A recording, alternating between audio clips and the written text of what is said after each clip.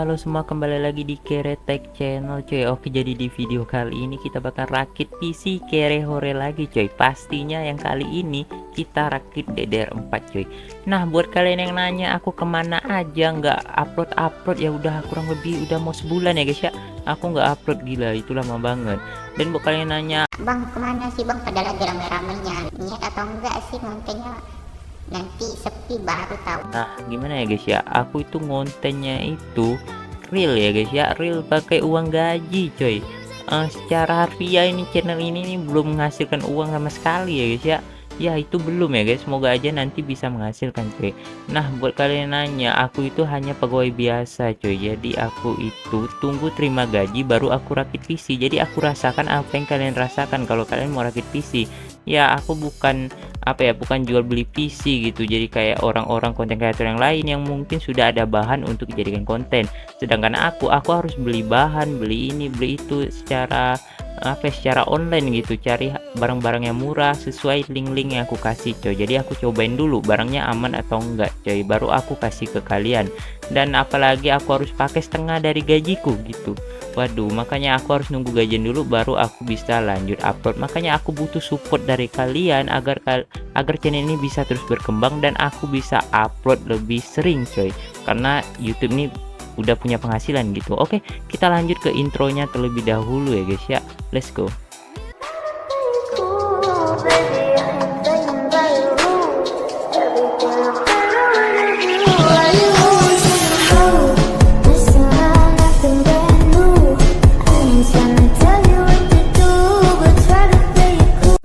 Oke semua, lanjut kita ke perakitannya. Di sini kita ada mainboardnya terlebih dahulu, itu mainboard H110M HDP ya, dan ini sudah support USB 3.0 coy, dan itu second. Dan untuk prosesornya kita pakai i5 Gen 6 6500 coy, dan ini sudah DDR4 ya, mantap.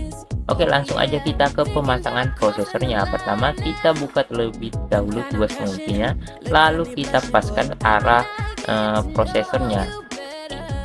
Oke, seperti ini arah socketnya. Oke, kita pasang kembali tuasnya seperti itu. Oke, lanjut, sebelum kita pasang fan cooler kita pasang dulu thermal seperti ini ya. Thermal Kerehore kayak ini juga nggak apa-apa, pasang di tengahnya, nggak ini jangan terlalu berlebihan, cukupnya aja. Oke, untuk fan coolernya kita pakai fan cooler atau stock cooler ya, dan ini bawaan bawaan prosesor, sorry. Nah, kita pasang dulu seperti ini, lalu kita tekan penguncinya seperti ini, dan harus sedikit usaha ya untuk pemasangannya. Oke, setelah fannya sudah tertancap secara kuat di mainboardnya, lanjut kita pasang juga untuk kabel power fan-nya. Kalian bisa baca untuk kipas fan itu terbaca tertulis jelas, jangan sampai salah colok ya. Oke, lanjut kita ke pemasangan RAM-nya itu. Oke teman, di sini kita pakai RAM dari Kingston yaitu Fury Beast ya. Dan ini kita beli baru dengan kecepatan 3200 mHz. Kenapa aku beli single? Supaya upgradable dan sekaligus memangkas budget coy. Dan aku beli yang paling kenceng untuk spek yang kayak gini ya, yaitu 3200, agar kalian upgrade tuh lebih enak coy. Tinggal tambah satu kepit dan nggak perlu bingung-bingung lagi. Oke, setelah semuanya terinstall di mainboardnya atau terpasang di mainboardnya, lanjut kita pasang ke casingnya coy. Oke, casingnya kita pakai casing Infinity yang Kerehore namun punya desain yang sangat keren dan futuristik ya. Ini ada casing sebelumnya kita pakai lagi karena gimana ya, kita nggak jual casingnya karena kita jual komponen aja kemarin itu ya, supaya kita bisa pakai rakit lagi coy. Oke, kayak ini kita bersihkan dulu kipasnya, lalu kita ambil mainboardnya, dan sebelum kita pasang mainboard kita pasang dulu back panelnya cuy, jangan sampai lupa cuy.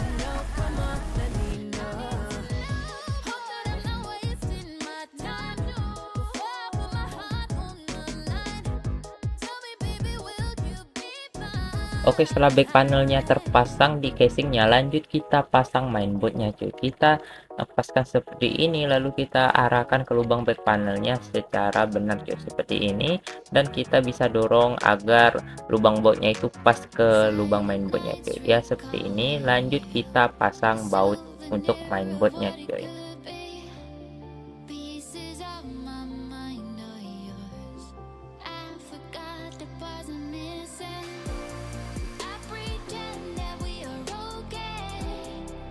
Lanjut untuk PSU nya, di sini kita pakai PSU second, yaitu PSU dari Korea. Kita pakai bermerek Iceman, dan ini gacha ya, aku dapatnya merek Iceman ini 500 watt, harusnya ini udah pure ya, dan sudah support 6 pin power untuk sekelas VGA 1050 Ti atau 1060 coy, dan ini harusnya udah cukup banget coy.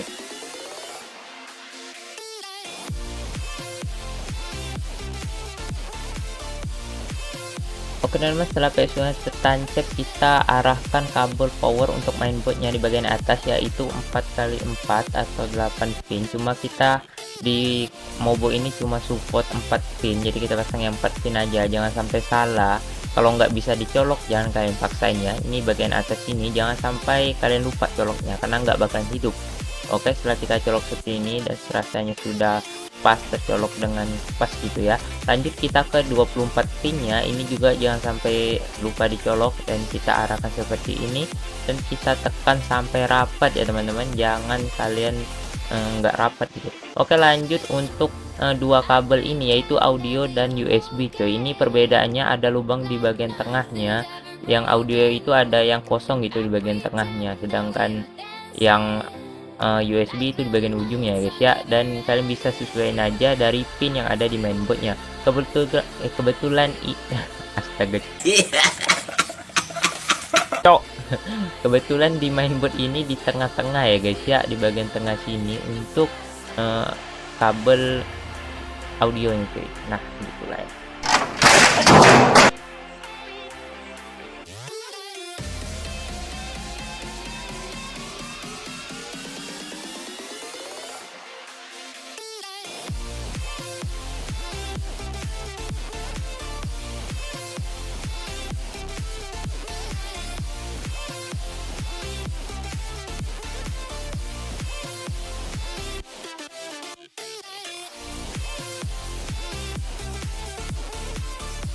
Oke semuanya, setelah kabel-kabel sudah kita colokkan dengan benar, lanjut kita ke VGA-nya coy. Nah, dan di sini VGA-nya itu kita pakai VGA 1050 Ti, ini VGA yang kemarin, dan ini VGA Kerehore yang irit daya coy, irit daya namun punya performa yang lumayan gigi parah coy.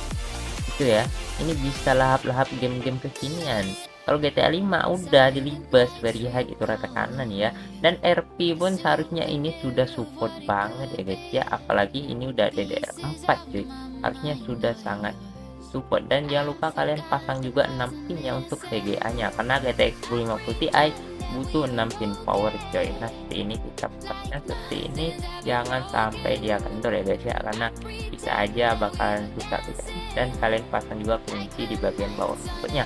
Oke, setelah kita rasanya pas, lanjut kita ke bagian belakang casingnya. Oke, buat kalian yang mungkin masih bingung cara pasang kipas RGB nya, oke, kalian pertama kalian colok-colok dulu masing-masing soketnya itu, kabel-kabelnya. Nah terus kalian cari kabel dari power supply nya, kalian cari yang kayak gini ya, yang agak gemukan ini, aku juga nggak tahu namanya, yang jelas dia cuma ada dua, yang satunya SATA power ya, itu buat SSD atau harddisk kalian. Nah kalian pilih yang agak gendutan kayak gini, yang ada 4 lubang itu. Nah kalian tinggal pasin aja arahnya dan kalian colok seperti ini cuy. Nah kira-kira kayak gini lah cara pasangnya ya, harusnya kalian paham lah. Ini gampang sih, cukup dilihat aja kalian masih bisa. Oke, untuk SSD nya kini kita belum buka juga, ini kita pakai RX7 ya, SSD Kerehore, dan selalu kita pakai setiap konten kita ya. Nah ini kita butuh satu kabel SATA dan satu SATA power ya guys ya. Oke, di sini kita kameranya agak ngeblur, kita benerin dulu. Nah bentar, nah ini lebih enak. Oke, kayak gini kita pasang dulu untuk SATA-nya ya. Jangan lupa kalian colok dulu bagian satunya ke mainboardnya cuy. Oke, lanjut kita pilih bagian power SATA-nya yang kayak gini ya. Nah, bukan yang buat kipas. Nah, yang kayak gini, yang bentuknya kayak SATA. Oke, kita colok juga di bagian sini cuy. Nah, setelah seperti ini maka PC kalian siap kalian nyalain cuy. Oke, pertama kita rapikan dulu kabelnya guys ya. Oke teman-teman, jadi rakitan PC kita kali ini sudah selesai dan ini adalah hasil akhirnya, dan di sini langsung aja kita hidupin dan ternyata nyala ya guys ya. Oke, mantap banget. Lanjut kita install Windows dan program-program yang kita butuhkan ya coy. Oke, untuk keseluruhan budgetnya kalian bisa baca di layar kalian, sudah aku tulis secara detail ya. Ingat, ini belum termasuk biaya ongkirnya cuy. Jadi kalau ongkirnya itu tergantung dari kalian sendiri, pinter-pinter untuk dapat gratis ongkir coy. Oke, lanjut kita ke tes gamingnya coy. Oke, untuk game yang pertama kita tes di game GTA SA SMP SMP. Oke, itulah dia ya. Dan ini kita pakai grafik modpack yang 3.0. Ini kita pakai yang ultra dan ini FPS-nya nggak muncul ya, tapi ini rasanya sih harusnya ini masih di 60 fps ya, dan ini lancar banget dan masih playable. Dan juga di server ini ada 200 orang, hampir 300, 293, rame banget ya, dan masih lancar aja coy. Oh yeah, try to hide this feeling, but I can't even play it off no more. I wanna get closer, come on let's get closer now. Hope that I'm not wasting my time. Oh, I put my heart on the line. Oke, untuk game berikutnya kita tes di game Minecraft. Ini ada yang request kemarin dan ini kita tanpa shader ya. Dan ini mentok di 60 fps. Aku juga nggak paham di sini ya, kenapa fps-nya itu mentok di 60, harusnya bisa 100-an fps. Ini kayak kelok gitu ya cuy, kelok 60 fps, dia nggak nambah-nambah dan juga nggak kurang-kurang. Akhirnya aku coba buat pakai shader. Di sini aku pakai shader kuda yang apa ya, yang grafiknya realistis ini ya, yang bisa muncul bayangan kayak gini. Nah, ini airnya harusnya sangat jernih ya kalau pakai shader ini. Dan di sini ya fps-nya normal di 60 dan kayak nggak ada perubahan gitu. Walau aku udah tambahin shader ini harusnya berat banget ya. Dan di sini kalian bisa lihat airnya itu udah bukan kotak-kotak lagi. Ini kayak realistis banget, udah kayak air betulan cuy. Dan ini mantap banget ya. Dan fps-nya itu mentok di 60 ya guys ya. Wah, gila sih. Ini kayaknya kelok. Buat yang tahu cara buka lognya itu tolong komentar ya, ini kenapa fps ku kelok di 60 doang gitu ya. Aku juga kurang paham di sini. Hope that I'm not wasting my time before I put my heart on. Oke, karena aku penasaran kenapa kelok, jadi sini aku tambahin Razor Pack ya. Razor Pack itu buat gambarnya itu jadi lebih tajam dan lebih nyata lagi gitu. Ini paling berat sih di Minecraft ya. Di Minecraft ini harusnya spek RTX baru bisa ini, tapi ini masih jalan lancar loh. Dan di sini ada ngestak ring gitu ya, namun ya masih playable lah, masih di 40-an dan mentok-mentok di 60 coy. Kalian bisa lihat ini batang pohonnya yang tadi sekarang udah jadi kayak batang pohon betulan ya, dan ini realistis banget ya guys ya. Ditambah shader kuda pula, dan ini kalian bisa lihat tekstur tanahnya jadi kayak nyata. Dan itu ya nge-start kayak gitu. Ini mungkin ya nge-startnya itu karena di RAM-nya cuma 8 GB cuy. Kalian bisa lihat itu RAM-nya itu udah mentok di 8 GB. Kalau 16 harusnya ini bisa lancar banget tanpa ada stuck ya.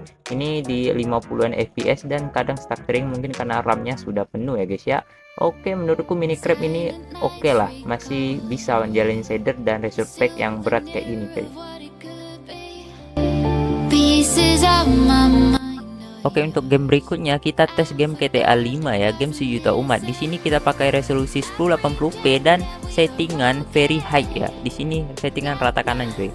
Oke, di sini kita tes pakai kebut-kebutan dan ini mentok di 60 fps. Emang kayaknya ini PC ku ini kelok fps-nya ya ke 60 doang. Aku nanti coba buat setting-setting, harusnya dia bisa tumpah-tumpah. Dan aku di sini juga udah coba turunin resolusi dan grafiknya tetap mentok di 60. Ini kayaknya masih kelok. Tapi mending aku pakai buat rata kanan aja kayak gini. FPS-nya juga masih playable banget di 50-an paling turunnya ya.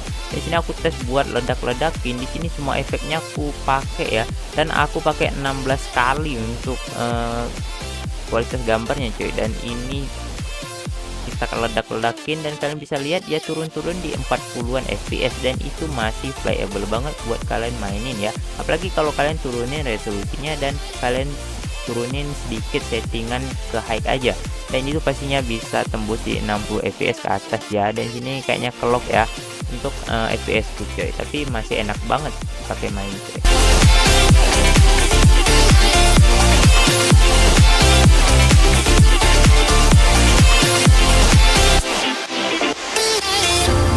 I pretend that we are okay, like nothing's ever broken.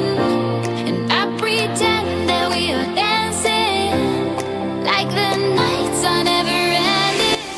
Oke, di sini aku cobain untuk mainin game Battlefield 4, dan di sini aku pakai settingan medium ya, dan resolusi 1080p dan tembus ratusan fps, dan untuk frame dropnya hanya di 60-an fps, dan ini sangat-sangat lancar banget ya.